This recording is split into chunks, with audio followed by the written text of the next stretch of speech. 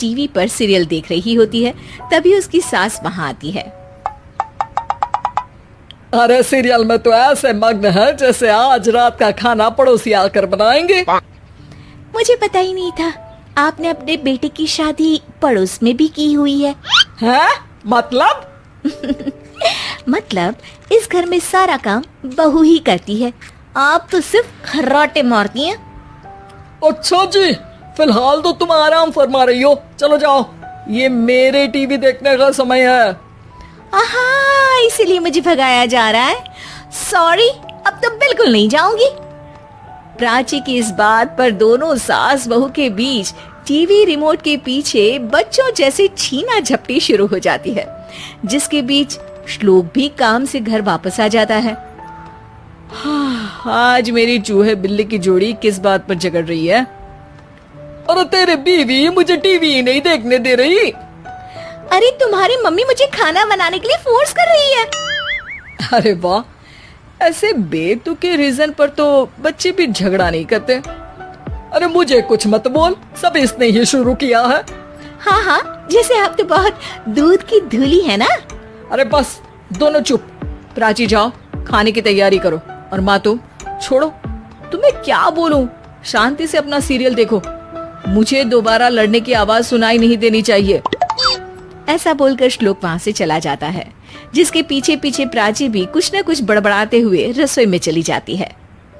हाँ हाँ, सासू जी को तो कुछ बोलेंगे ही नहीं, बस मुझ पर ही हुक्म चलता है, खाना बनाओ, जैसे मैं इनके घर में खाना बनाने के लिए आई हूँ। इसी तरह शाम बीतती है और रात को श्लोक और प्राची की सास खाना खाकर सोने चले जाते हैं, लेकिन प्राची गुस्से में कुछ खाए बिना काम में ही लगी रहती है। इस घर में किसी को घंटा फिक्र नहीं पड़ता, मैं खाऊं या भूखी रहूं। प्राची कुछ देर के लिए रसोई से बाहर जाती है और जैसे ही वापस आती है तो वहां दूध का भरा ग्लास देखकर हैरान रह जाती है। फिक्र पूरी है, बस दिखाना नहीं है। प्राची दूध पीकर सोने चली जाती है और अगली सुबह एक बार फिर सास बहू का कार्टून नेटवर्क स्टार्ट हो जाता है। ये तुमने ही किया है। अरे अजीब जबरदस्ती है, मैं बोल रही हूँ मैंने कुछ नहीं किया। दोनों ने मिलकर पूरे घर को पागल खाना बनाया हुआ है। यहाँ कोई नॉर्मल इंसान तो रह ही नहीं सकता, इसीलिए अब पड़ोसी क्या रिश्तेदार भी घर आने से कतराते हैं। और सुन बेटे, तू भी चंगा, तेरी माँ भी चंगी, तेरी बीवी भी चंगी, रिश्तेदार। हाँ जी, आपको नहीं पता क्या, गंगाधर ही शक्तिमान है, रिश्तेदार ही। हाँ हाँ, बस समझ गया। कभी जानवरों जैसे लड़ेंगी तो कभी जुगलबंदी करेंगी। भाई मैं आप दोनों के बीच में नहीं फंसना चाहता। सास बहू की इस मनमौजी जोड़ी से परेशान होकर श्लोक अपना सिर खुजलाता वहां से चला जाता है। चलो अब मैं भी कीर्तन में जा रही हूँ।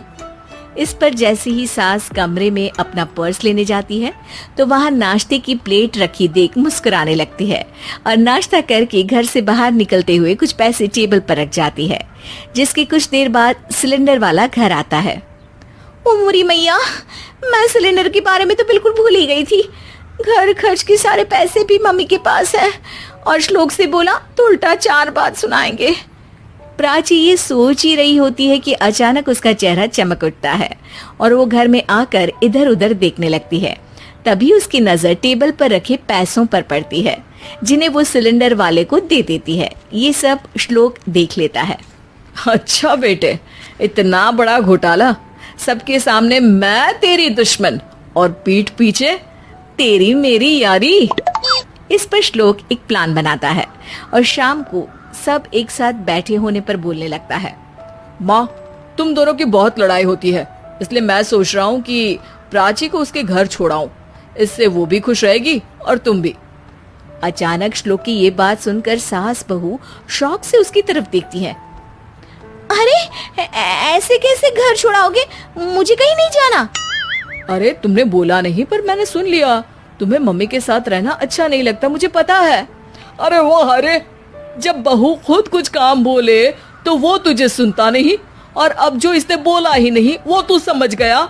जब उसे नहीं जाना तो फिर जबरदस्ती क्यों कर रहा है? अच्छा, फिर आपको मौसी के घर छोड़ाता हूँ, बस अब आप दोनों एक घर में एक छत के नीचे नहीं रह सकती। मैं इस टॉम एंड जेरी की जोड़ी को और नहीं झेल सकता। है? ऐसे कैसे नहीं रह सकते? तुम्हें इतनी दिक्कत है तो तुम्हारा बोरिया बिस्तर पैक कर देती हूँ, लेकिन मम्मी जी कहीं नहीं जाएंगी। बिल्कुल यही सुनना था मुझे। अगर दोनों में इतना ही प्यार है फिर हर वक्त ये लड़ाई का नाटक क्यों करती हो? देखा मैंने कैसे माँ किचन में दूध रखती है और तुम उनके लिए कमरे में नाश्ता रखती हो, और कैसे वो पहले ही तुम्हारी दिक्कत समझकर घर में पैसे रखकर बाहर जाती है। अरे भाई, इतना ड्रामा तो डेली सोप में भी नहीं होता जितना तुम दोनों ने इस घर में फैलाया हुआ है।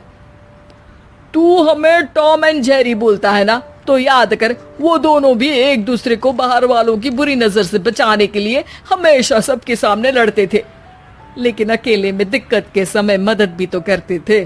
बस हमारा रिश्ता भी कुछ ऐसा ही है। और वैसे भी अगर सास बहू में तू मैं नहीं होती तो दुनिया वालों को कहानियां कैसे मिलेंगी?